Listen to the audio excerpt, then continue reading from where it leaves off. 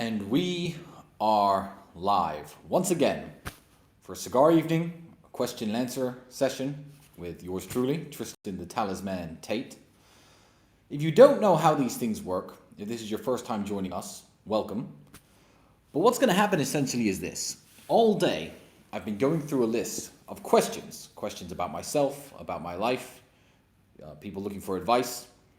And I have curated a list of questions, and I'm going to be answering them live as I smoke this exact cigar. Now, when the cigar is over, or when I decide like logging off, then the Q&A is over.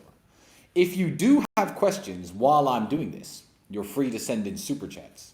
But before you do that, I'm going to tell you a little bit about the kind of questions that I choose to answer. Also to stop people wasting their time and sending me nonsense questions. If you ask me a question personal about myself, like, Tristan, what is your favorite color? I may well answer that. It's a bit generic, but you understand the point. If you ask a question which I think the answer could apply to lots of people, like, hey Tristan, I'm struggling with a breakup because of X reason or Y reason, I may well answer that. My last live stream, 1.5 million people so far have watched it.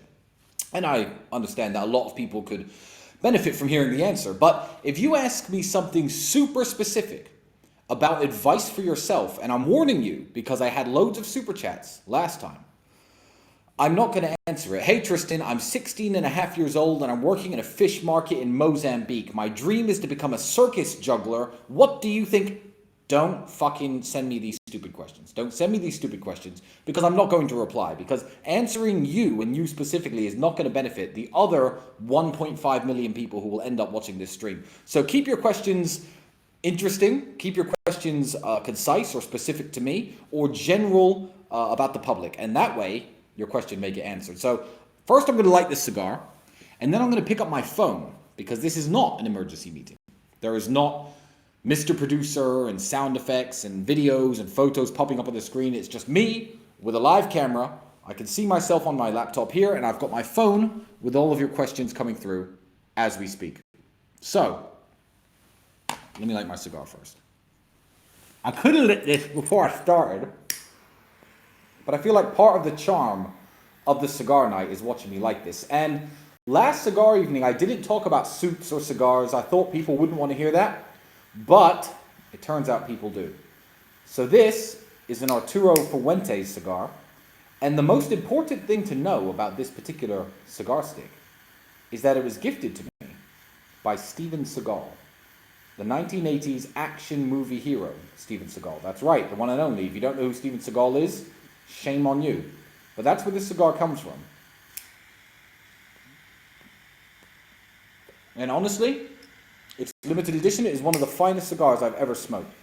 Not just because it comes from Mr. Seagal, because it's actually a top quality product. So, Arturo Fuentes Classic, Cuban cigar brand. I'd highly recommend them. And if you can somehow meet Steven Seagal and he gives you a cigar, it's going to be an excellent one. But that probably won't happen to most of you. I have picked up my phone now, and I'm going to get to the first question. So last time, a lot of people were upset that I didn't answer questions about my suits. So I'm going to very quickly, before I moved on to the most asked question of this particular session, talk about my suits and the way I dress.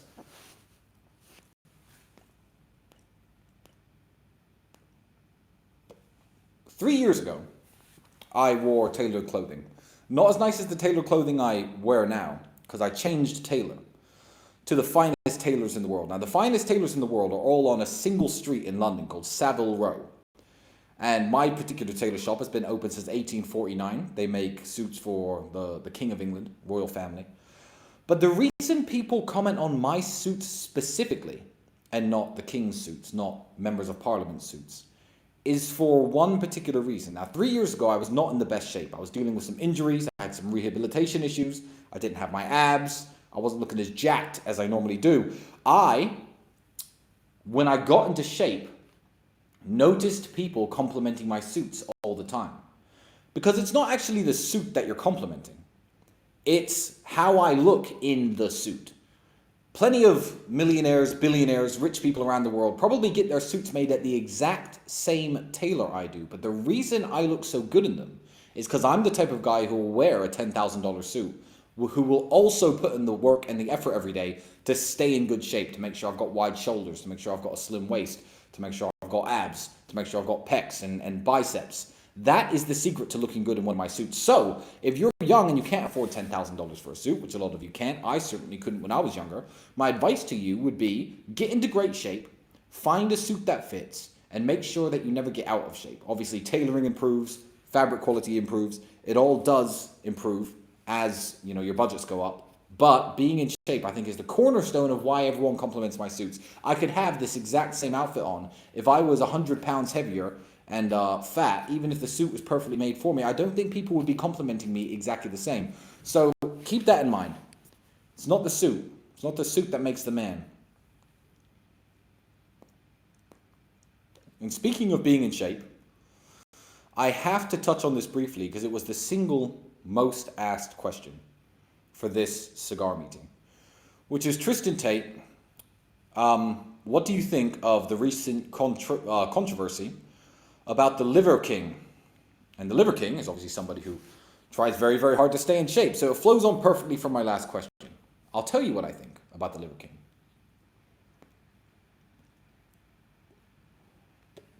And this answer may upset a few people, because I'm sure a lot of you want me to sit here and trash the Liver King and drag his name through the dirt. He actually reached out to me about 2 weeks before the steroid proof was released, when it was proven that he was in fact on steroids. Most people looking at him knew that people who look like that are on steroids. You have to be a very, very rare, exceptional freak of nature to look like that if you weren't on steroids. I got a message from him, and he reached out to me saying that he was going to come to Dubai and we should do something together. The reason I didn't reply or get in touch or make anything happen between us was not because I have anything against the Liver King or had anything against the Liver King at the time. It's because I didn't see how our brands complemented each other.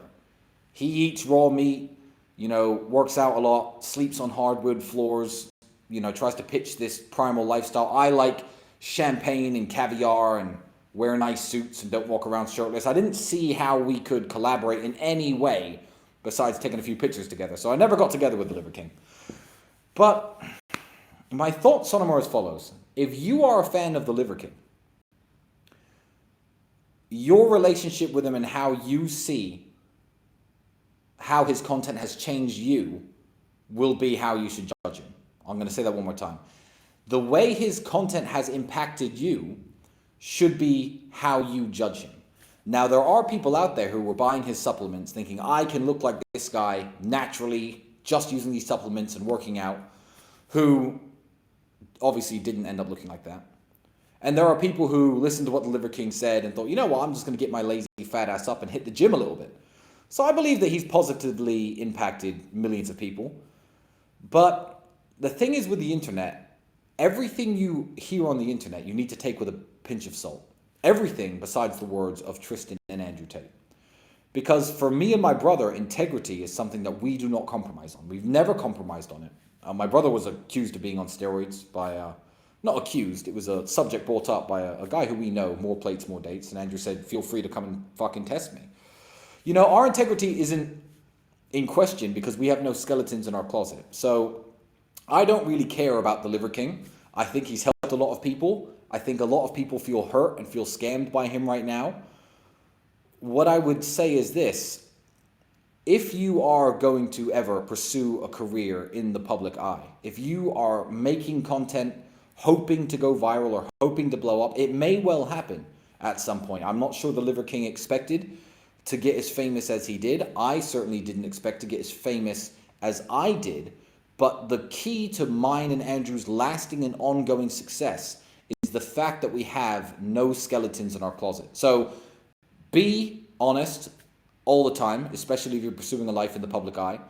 When you watch people on the internet, there are lots of people who have had very bad skeletons in their closet, from the Reverend Ted Haggard to True Geordie and so on. Daz Black being another one. Don't believe what you hear on the internet. So I don't know how the Liver King is going to repair his reputation with his fans. I don't know how he's going to repair his reputation with you. Maybe you like him, maybe you hate him. I didn't ever watch any of his content and I never bought any of his supplements, so I personally have nothing against him. So, I wish his fans all the best, but it was kind of obvious that he took something to enhance his body. I mean, that's what I would think.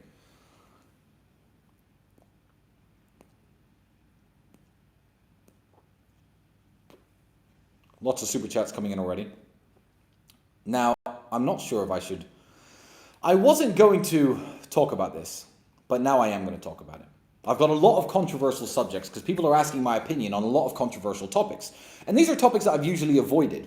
I've avoided them on platforms like the previous one, Ep.2, that I was on, because I understand that it's very easy to be misconstrued and taken out of context when discussing very sensitive issues.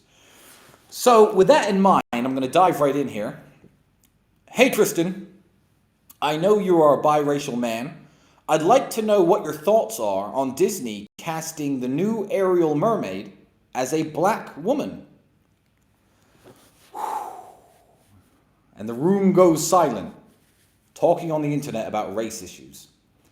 I am going to tell you what I think about Disney casting the new Ariel from Little Mermaid as a black woman. Oh, messages are popping up on my phone. Don't talk about it, right? Let me put my phone down.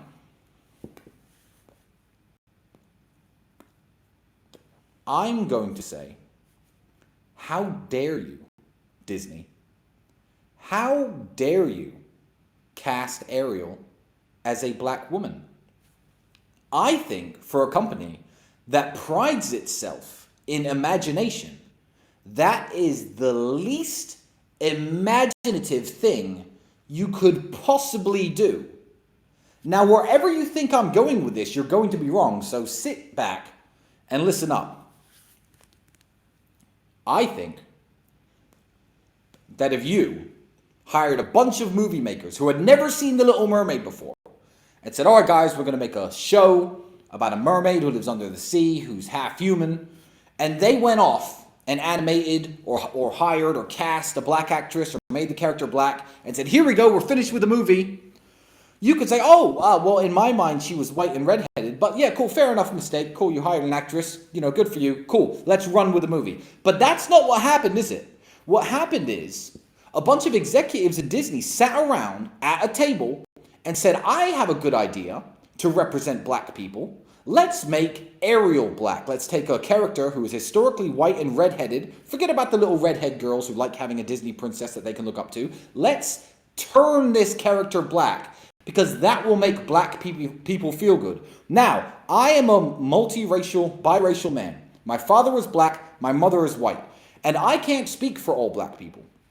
But I can speak as a mixed race man with a black nephew and say, I think that is the laziest, most pathetic excuse for representing black people on modern day television. Let me tell you something. We're going to role play something. In the 1980s, they did it right. They did representation on television the right way. In 1982 or 1983, an executive walked into an office at an American television studio and said, listen up, guys, we don't have enough black people on television. And the executives and the producers all sat around and said, you know what, you're right, we don't have enough black people on television. I have an idea. What we'll do is we'll create a sitcom that doesn't portray black characters in a negative way. Let's have the father be a judge, the mother be a lawyer, the daughter be a television presenter, the son be a straight A student. And let's cast Will Smith as a character who is living in an upper class, well-to-do black family, but still struggling with some of the issues that modern-day black teenagers deal with. Let's call it The Fresh Prince of Bel-Air. Let's not portray black people in a negative light, and let's do something positive for the black community by making this show. And the executives sat around and discussed it, and they thumbs up it and signed it into reality, and The Fresh Prince of Bel-Air, one of my favorite shows when I was a kid, was born. The Cosby Show, exactly the same. They sat around and said, let's make a proud, well-to-do black family and put them in front of everybody on the television every single day without portraying black characters in a negative light. That is how you do black representation on television. What you do nowadays, Disney executives and Netflix executives who are listening, is you are lazy and you are not treating the issue seriously. Today, 2021, 2022, a television executive runs through the door and says, guys, Netflix, we don't have enough black people on television. What do we do about this? And you dummies sit around and go, Black Vikings? And you all cheer and say, yeah, Black Vikings, wonderful idea. Let's make Vikings black. It's an insult to Norse history. It's an insult to European history. It's an insult to black history. It's not factually correct, and it doesn't help black people.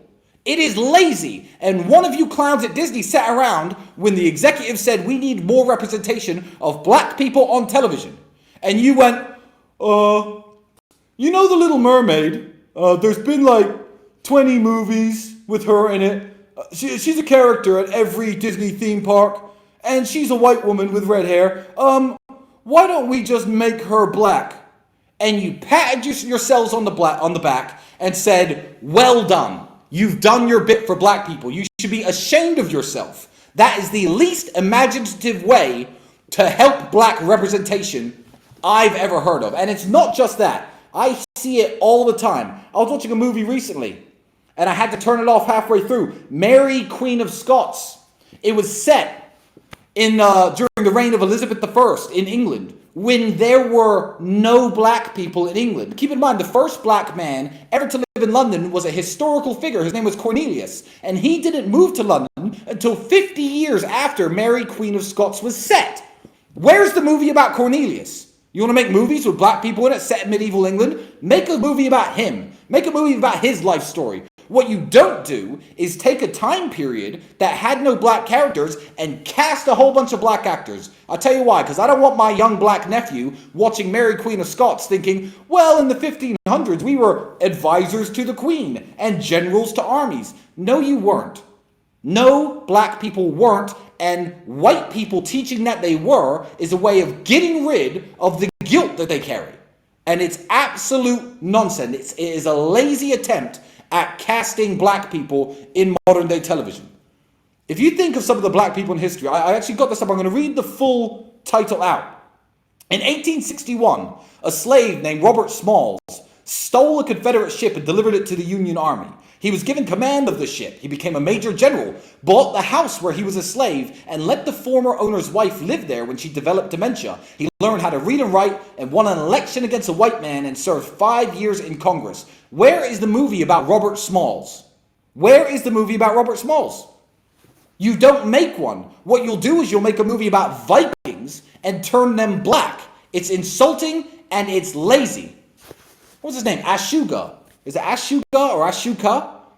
I believe he was a black slave sold by a Portuguese merchant vessel to Japanese men who set him free, and he became a samurai warrior in feudal Japan. A black African man. Where's the Netflix series about him? Animated or non-animated? That would be a fucking killer of a show. Make the series. There's a job for a black actor. But what you don't do, and the BBC did this, is take a classic story like the story of Troy, where Achilles is described in the original text as a fair-skinned man with long blonde hair, and make the actor black. You don't take Anne Boleyn, Henry VIII's wife, who was a white woman, and make the actress black. It's lazy and it's insulting. As a mixed-race man, it offends me. So no, I don't think that The Little Mermaid should be black. What I think Disney should do, if you are so imaginative and filled with imagination as you claim you are, is create a new princess. Maybe a princess in feudal Africa. Maybe make a story about black characters and include more black people. Don't just blackwash your characters. It's lazy and it's stupid, and I personally can't stand it, and black people shouldn't stand for it either. You should go to a movie where they make the Vikings black and walk out and say, why are they putting black people in the Vikings movies? My kids are going to think that we were Vikings. It's absolutely ridiculous. But I will give a quick honorable mention to people who do make movies and TV shows and cast all black cast. People like Jordan Peele. I watched a movie recently. It was called Us. It was a horror movie by that director Jordan Peele. And I've sat around with my black friends. I'm mixed race myself. I know I look super white. For all the comments, I know I look super white. I'm mixed race myself. I sat around with my black friends talking about horror movies. And they're like, yeah, that's white people shit. The house is haunted. I'd act like this, I'd act like that. You know, to actually watch Us, which was a movie directed by Jordan Peele, which was a horror movie, starring a black family and a bunch of other black actors. It was a wonderful movie because it was an original story. Great that he cast an all-black cast, because why shouldn't you? It's not a movie that's being redone. It's not a plot that should involve white people. It's a plot set in the United States, and 13-14% of Americans are African American. And it was hilarious. The way that they behaved in the horror movie was actually different from the way white people behave, analyzing their body counts, etc. And it was a great movie. So shout out to great directors like him. But, when I hear they're trying to make James Bond black, I mean, the 007 in the latest one, I know it's not James Bond, but with some black woman, I'm like, just write new characters, write new black characters, and make the movies great. There's no need to do this. And black people should demand more from companies like Disney. That's what I think about The Little Mermaid being black. So, long answer, I know. Did my cigar go out? All the people who warned me against speaking up against that are saying that was a very good answer. What did you think I was going to say? You think I'm some white supremacist? I'm mixed race.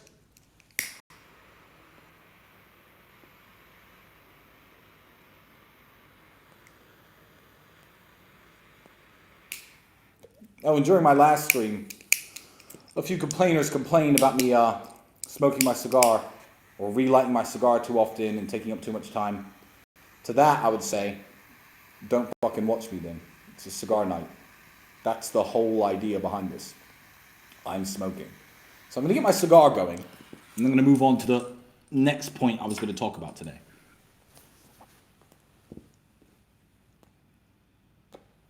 Because I have hundreds of questions from hundreds of interesting people. I'm going to start reading some names out as well.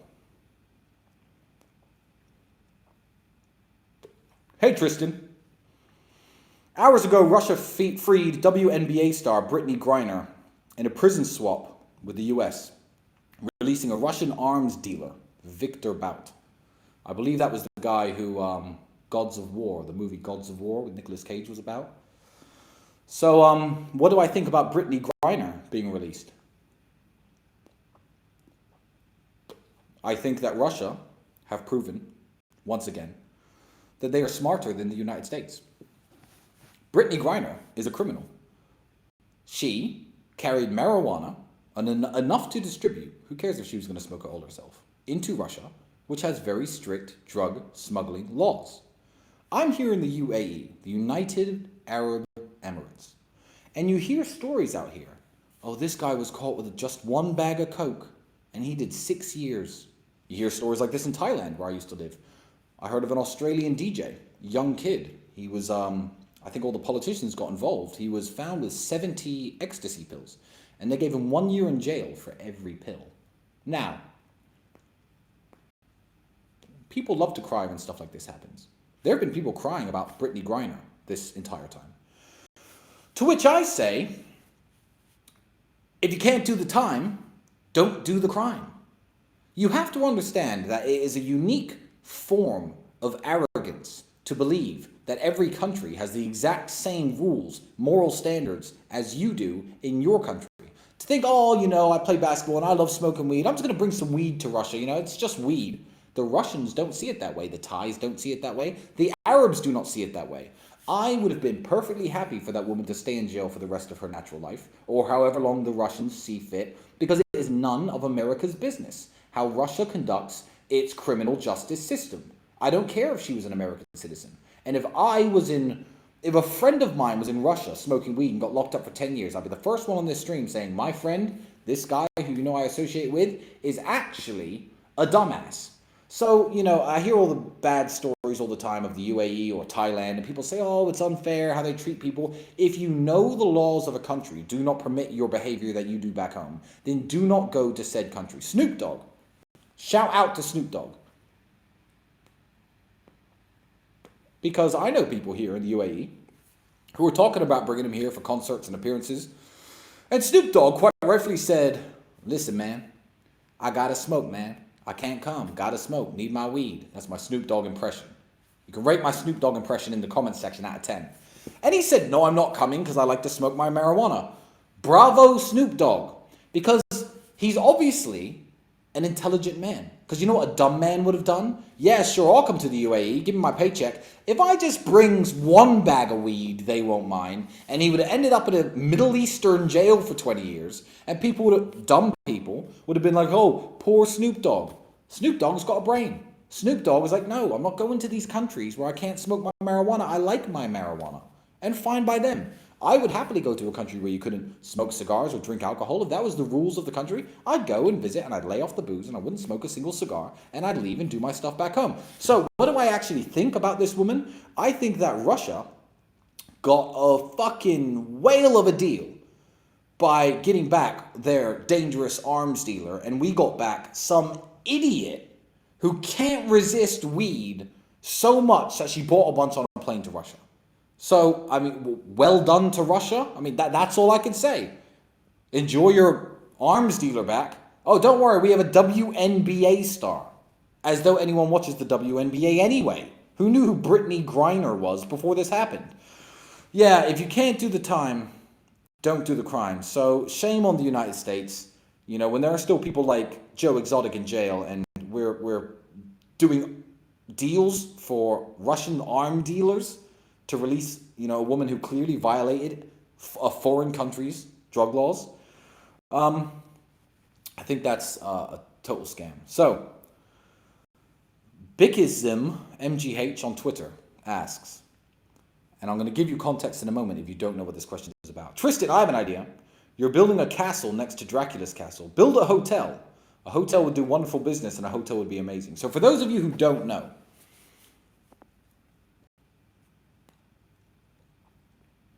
I am building a castle in Romania about 900 meters away from Dracula's historic castle, up on the hillside behind him. And the reason I'm building that castle is because I think that rich people are boring. Rich people are boring. Rich people want to go to the ski slopes, hire a bunch of hookers, sniff a bunch of cocaine, sit on a boat with a bunch of cocaine and a bunch of hookers. And I don't understand why they all do the same thing. I have decided to build a Gothic castle in the heart of Transylvania because I want a castle. Doesn't every boy want a castle? You know, that part of me never died. I have the money, I have the means to do it, so I am building a castle. Now, this question specifically is somebody asking, why don't I make my castle a hotel? And I'm going to answer you exactly why I don't. One reason is I promised the local mayor that I wouldn't. There are lots of hotels around the area of Dracula's castle. It's a small village of a population of only 5,000, and the local people run their hotels and they control the tourism and the commerce. I have promised not to make my castle a hotel because I don't want to take any business or any money away from the local people. But two, and most importantly, get your own fucking castle. Oh, you want me to make it a hotel so I can spend $15 million in 4 years of stress building an epic castle, and for a few $100 a night, you could come along and run around it and take your Instagram pictures. No access. Get your own. I'm going to have armed guards armed with crossbows in full armor patrolling the castle walls with rabid dogs inside ready to tear intruders apart. It is mine. That's why I don't want to make it into a hotel, because I don't need anyone's fucking money. I don't need $1,000 a night, $2,000 a night. Oh, you want to have your wedding there? You want to shoot a music video there? How about build your own castle? Because mine is for me. I want to walk around butt naked, swirling a huge glass of brandy with 5 vampire girls all dressed up with their fangs on and shit. I don't even know what I'm going to do. I don't even know what I'm going to do. But I'm going to do it, not you. So no, my castle is not going to become a hotel. I would never do that. So never ask me that again, because I am furious. I thought this was an interesting one. I have 2 history-related questions here. Actually, I have 3. So let me try to find them all and lump them all together.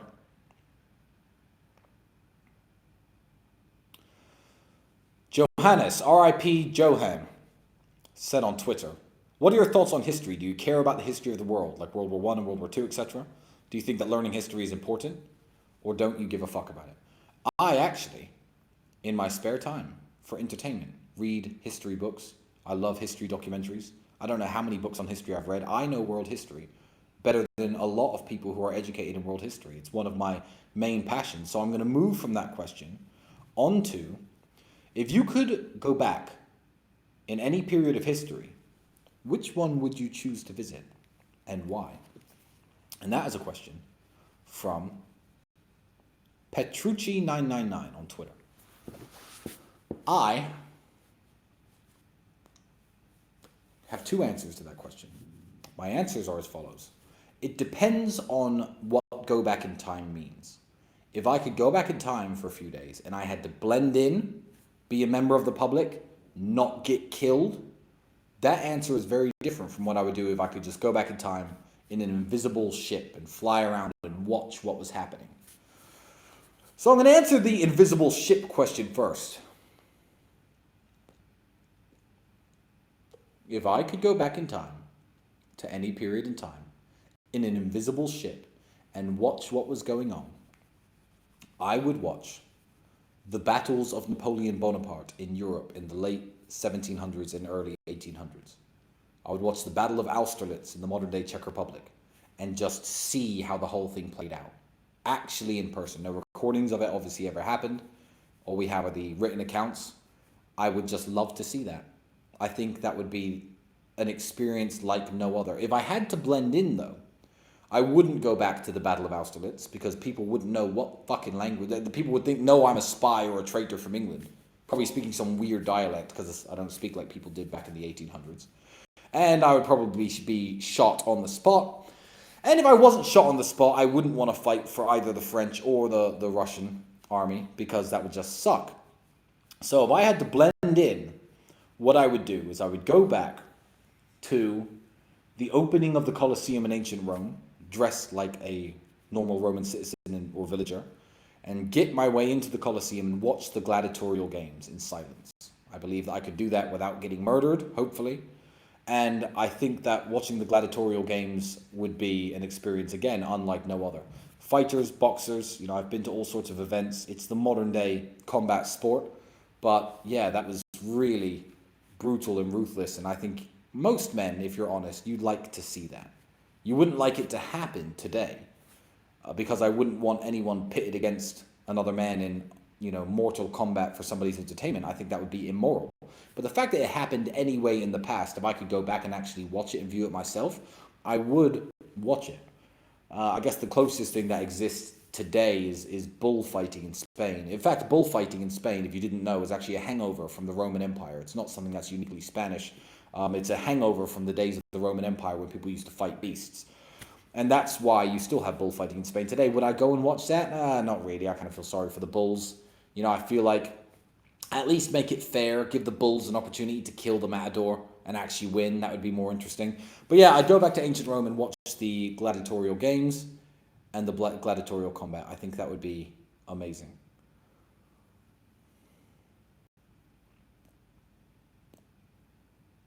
And my last history-related question, Clayton, is why do you always talk like a time traveler from the 1800s? I don't think I do talk like a time traveler from the 1800s. I think you need to get a time machine and go back to the 1800s and realize that I don't sound anything like them. But maybe I am a time traveler from the 1800s. Maybe that's why I'm building a vampire castle. Maybe I am the living incarnate of Vlad Tepes Dracula, and I'm building a castle to reestablish the kingdom of Transylvania to its former glory, and I'm going to go to London and start terrorizing people and biting them, etc., etc. But no, that's definitely not the case. So, do I move on to more touchy subjects, like black mermaids? I think I do. Hey, Talisman. What are your thoughts on going to college to learn about digital marketing? Is it worth time going? Would you start off yourself by learning and make some mistakes before getting educated, or would you not bother going to university at all? That's from Having a Stroke RN on Twitter. Unusual name. University. Here's my problem with university. University has complete and utter control on the business of lending money to young people.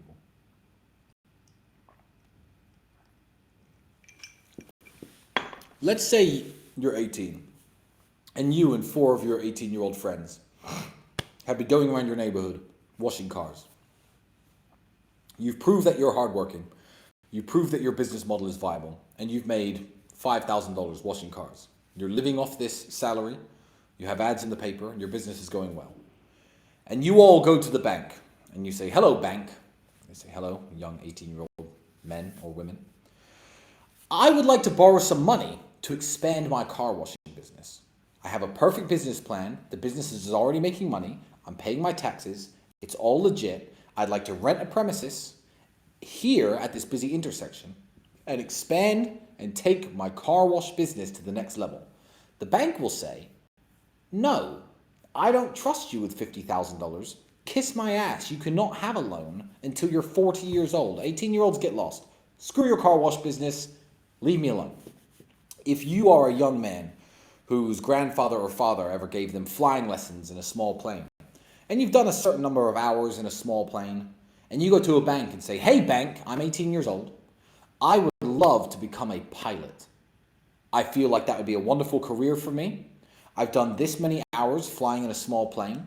What I need is some commercial airline training, so in a couple years I can apply for jobs at American Airways.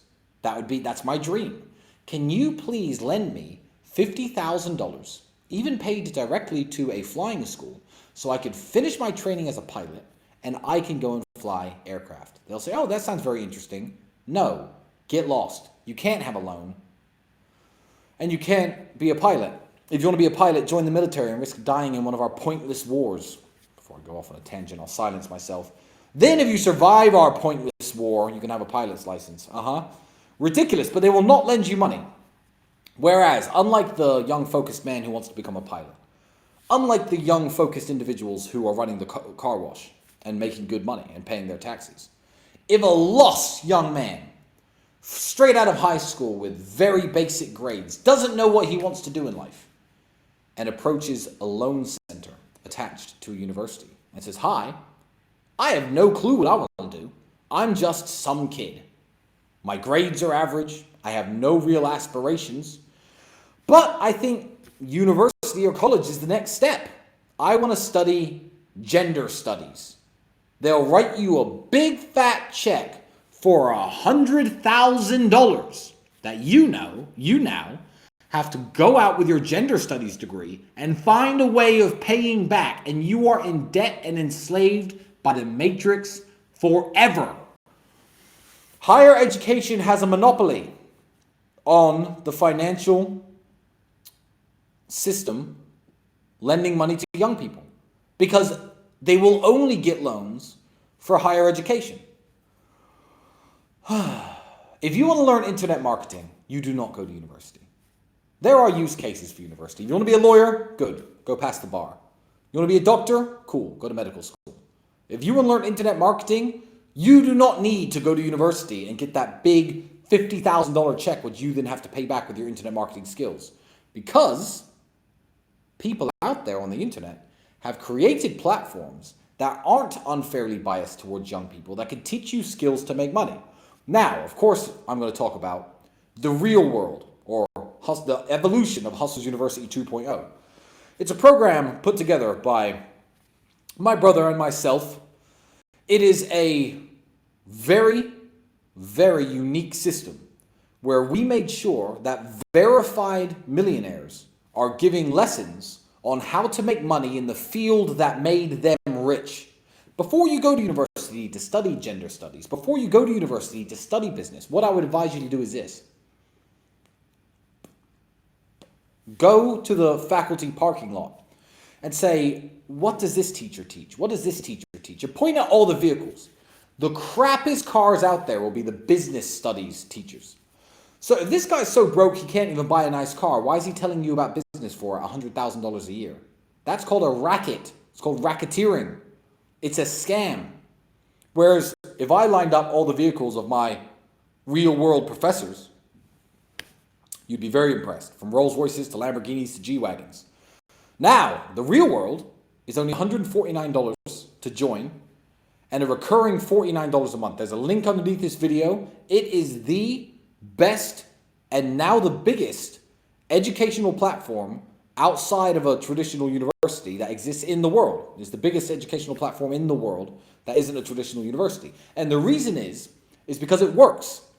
So check it out. Join on the link below.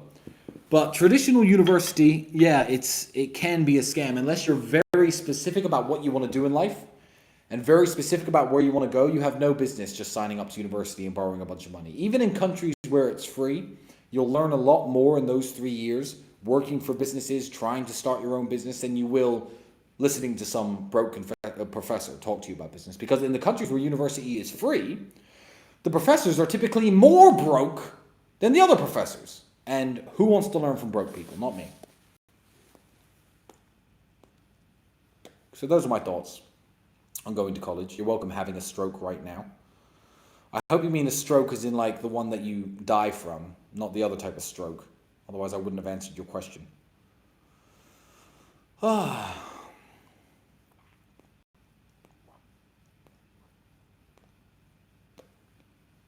Jimmy James Jamil Jackson on Getter. If you're not on Getter, get on it. It's a wonderful social network. There's a link to my Getter account just below this profile. It says, hey G, what if a girl has a body count of 1 but has slept with the same guy hundreds of times? Is she still high value? The answer to that question is yes, of course, if she has a body count of 1 and she slept with 1 man. You don't count the physical number of times a woman has had sex. That's a very stupid question, but I put this one up on purpose because I want to talk a little bit about female body count. Now, you've heard all of the arguments. You've heard, of course, female body count matters a lot. And you've heard the argument that it's always mattered because it was the only way to guarantee paternity. You know, if a woman's only slept with you, you know the kids are yours before the days of DNA tests, etc. That's something that my brother says a lot. I heard a very interesting analogy by Patrick Bet-David about female body count, talking about job applications, saying if someone came to you to apply for a job and you saw that they've had 1 job for the past 5 years, you're much more likely to hire them and know that they take their job seriously than if someone comes to you and they've had 160 jobs in the last 5 years. That was a very good analogy also. So speaking about body count, I'm just going to add something that perhaps you haven't heard to the mix, and because it's an argument and a point that I think I have made up. I'm not sure anyone has said it before. So it's a unique Tristan Tate take on body count, despite the stupid question, has led me into this. So let me do a little bit more smoking.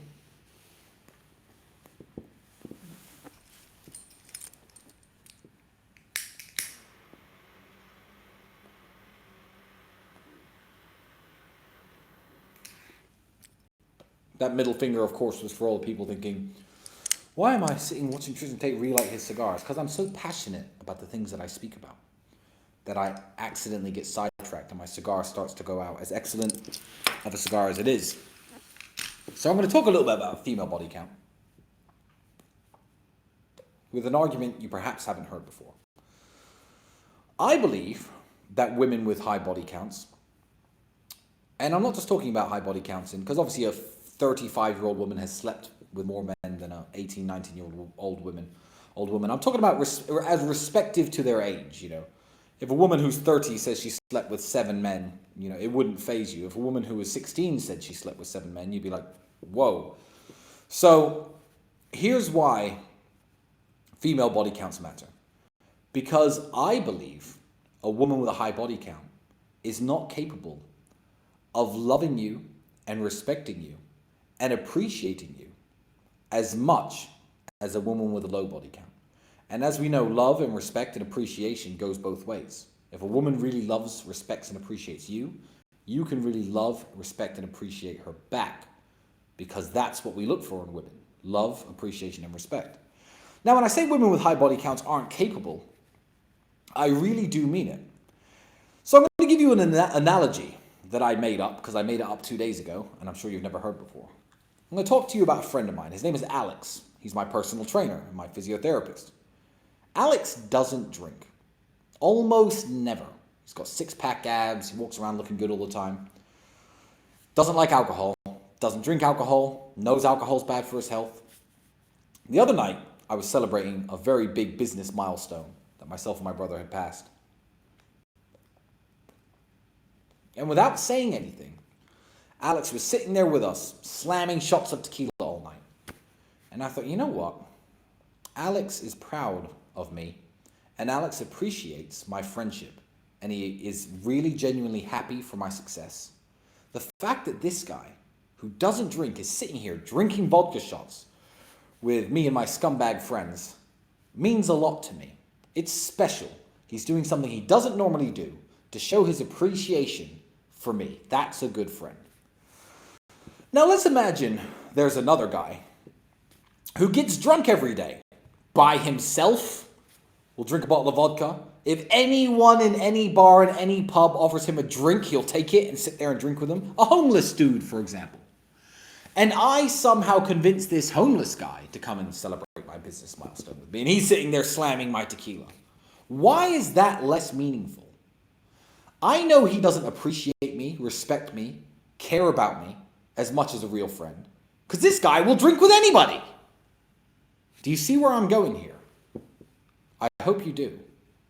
If a woman has had one serious boyfriend in her life, say she's 21 years of age, and has a body count of 1, which I think is very low, and you were to meet her at 21, if you charm her, wine and dine her, seduce her, make her really feel something for you, there's a good chance she'll be your girlfriend.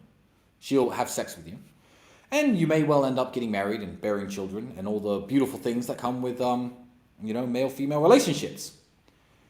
However, if you meet a girl who's 21 who has a body count of 300, sure, she'll fuck you. But that sex doesn't mean she cares about you. It doesn't mean she appreciates you. It doesn't mean she respects you. In fact, it's meaningless because it's not you that makes her do it. It's the sex. Just like it's the drink that will make the homeless man accept my invite, not my achievements. So be very careful of women with very high body counts. Be very careful of women who say that it doesn't matter, because I feel like they can't appreciate and love and respect a man in the same way that a woman with a low body count can. So I have met loads of women with high body counts, and I've slept with plenty of them. I'm not going to pretend I haven't, and so have many of you watching at home. But to all the women out there who do have high body counts, let me tell you something. Before you start saying, Tristan Tate, oh, he's just a fuckboy, or this guy's just a fuckboy, or this guy, he just uses women. You allowed yourself to be used by every single person in your hometown. Nobody is going to treat you, even the man who wants a family and wants a serious relationship and wants love and wants the real deal. He's not going to treat you the same way because of the way you've treated yourself. It's nothing to do with how men are behaving towards you. It's how you've behaved towards yourself. So yeah, it really does matter. And when that love and respect and appreciation isn't sent my way, I won't send it back. I'll call them a taxi in the morning. I'll be polite. I'll give them a kiss on the cheek. But that's it. So body count really does matter. And that's an interesting analogy, I think. And it's something that I made up. So feel free to, take that home, tell everyone about it, walk around, repeat it. Make sure you credit me, though, because I'm a genius, of course. Now we're going to get tricky. Anonymous question on Getter. Hi, Tristan. What are your views on abortion? And the room goes silent. This is another Black Mermaid, isn't it? Watch, my phone's going to start blowing up from people watching live saying, ooh, don't talk about abortion. Well, you know what? I am going to talk about abortion. Because the reason this person is asking the question, previously in the question, they say, I've noticed when you and Andrew talk about the degeneracy of the West and how cultures are degenerating, you talk about women who have lots of abortions. So they're wondering if I am pro or anti-abortion. And I think I'm going to upset both camps right now, which is unique. Because a lot of people on the internet would try to give an answer that makes both camps happy. I am going to give my unique perspective, and I like to think that the way that my mind works is slightly different from most people's, so my perspective is quite different from most people's. So I'm going to give an answer that perhaps you haven't heard, and an argument that perhaps you haven't heard, and an argument that's going to offend the pro-choice camp, and an argument that's going to offend the pro-life camp. And I'll start by saying that from a legal standpoint, in terms of the laws of a country, I believe abortion should be legal. This comes with a huge series of buts. So listen up. I understand that women in prison, maybe it's in the child's, and maybe not the child's, their and society's interests to make abortions available to women in prison. If you're a homeless woman addicted to heroin, I believe it may be in the woman's interest and society's interest to allow women like that to have abortions. So I do think it should be legal, because I do think there are some cases, obviously rape, incest, all the normal stuff, where for society and for the woman, the option should exist. Now, to attack the pro-choice camp, which is the camp that I really can't stand. Because I don't understand why people pretend that abortion is something that it's not. This is what makes me sick about the pro-choice camp. I have just said that I don't think it should be illegal. I believe there are some cases where it's justifiable, even. But the way the pro-choice camp talk, you animals, is as though it's no big deal. It's a big fucking deal.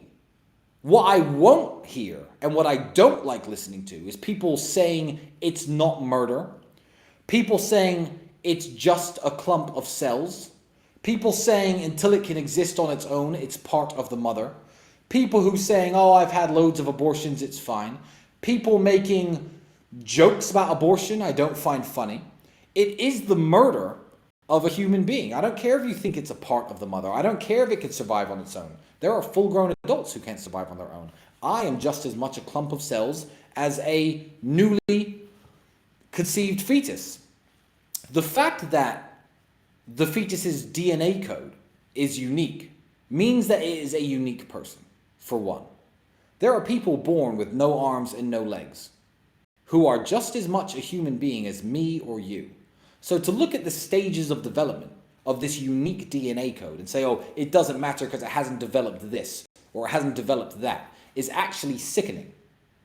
I don't understand why people can't have a normal attitude towards abortion. It's either it should be illegal in all cases, even if she's 9-year-old and her uncle raped her, or, oh, it's completely fine and it's completely harmless to society and abortion should be readily available on every high street.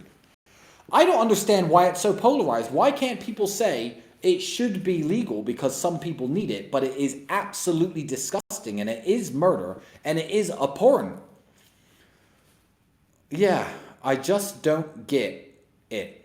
So the pro-choice people are going to be mad at me because I've called them all a bunch of animals, because their arguments quite frankly disgust me and their behavior disgusts me. And the fact that normal, healthy people with normal jobs, with functioning bodies and no drug habits will go out and get abortions makes me want to throw up. They'll be mad at me.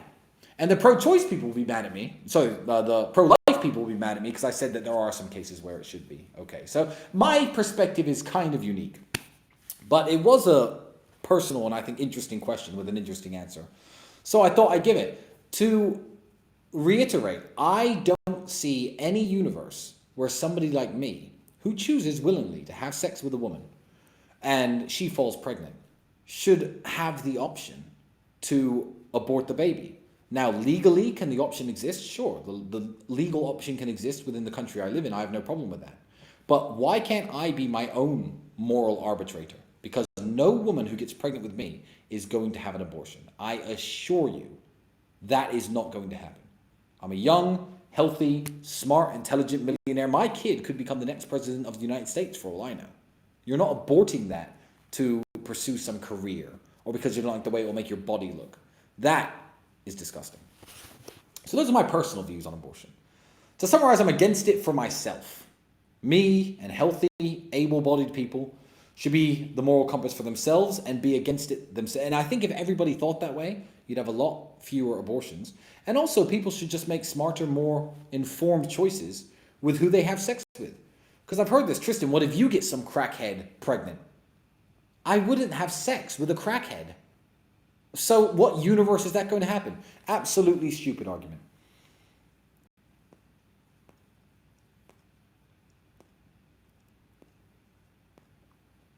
Charbell 911.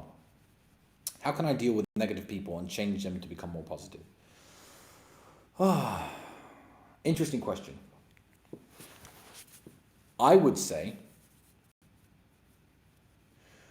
unless you owe a moral duty to that person, by which I mean unless that person is your mother or your father or somebody who has helped you or somebody who has coached you or somebody who has taught you, don't go around trying to fix broken people.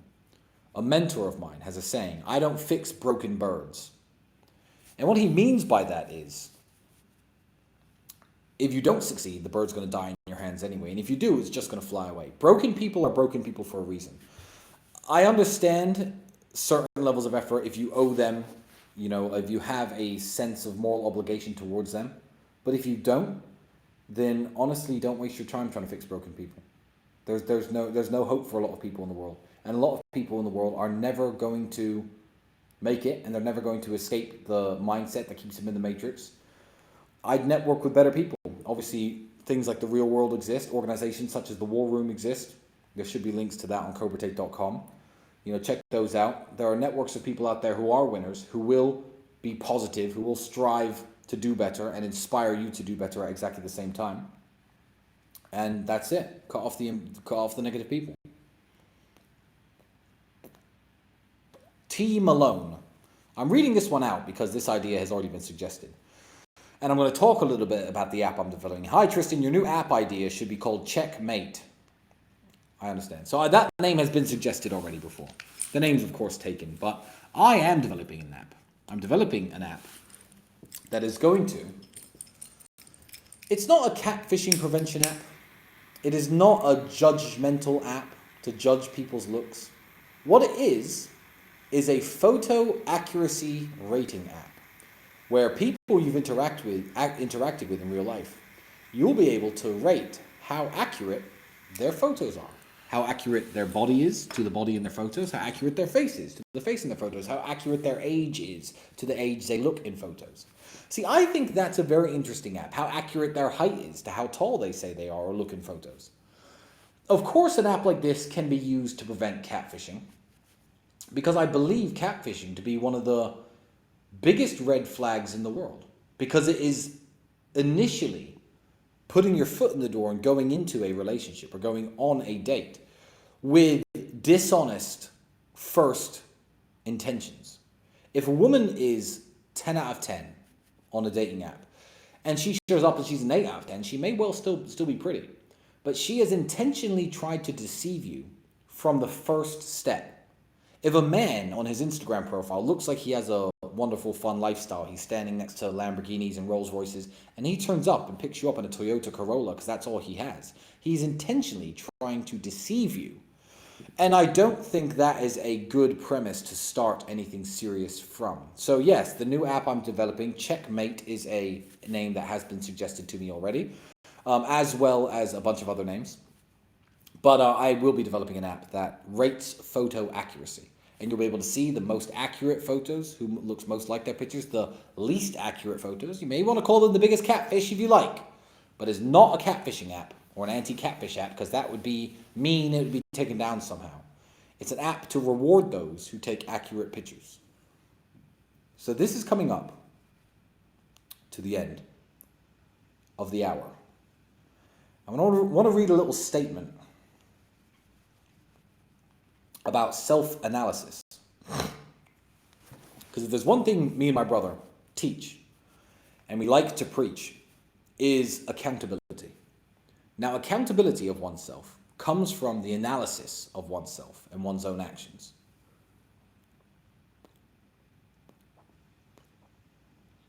I think that is the reason why my brother and I have drawn such a large audience, why 1.5 million people will eventually watch this video of me just sitting down talking, smoking a cigar by myself, no clever idea, no clever gimmicks. Because I believe people actually listen to our content and make positive changes to themselves.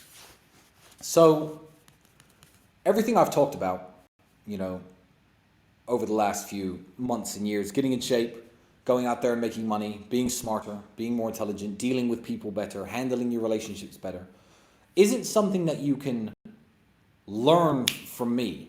It's simply me telling you to work on yourself in certain ways. And so many millions of people have written me and my brother and told us about the positive impacts that we've had on their lives. And we really appreciate that. So this is a statement that my brother has sent me that he'd like me to read out to end this cigar meeting live. Millions of people never analyze themselves. Mentally, they are mechanical products of the factory of their environment, preoccupied with breakfast, lunch, and dinner, working and sleeping, and going here and there to be entertained. They don't know what or why they are seeking, nor why they never realize complete happiness and lasting satisfaction. By evading self-analysis, people go on being robots, conditioned by their environment. True self-analysis is the greatest art of progress. I'm going to leave you guys with that thought. I'm going to finish my cigar downstairs with my friends and probably have a few drinks. Have a wonderful evening. Thank you for joining me, and I'll see you next week.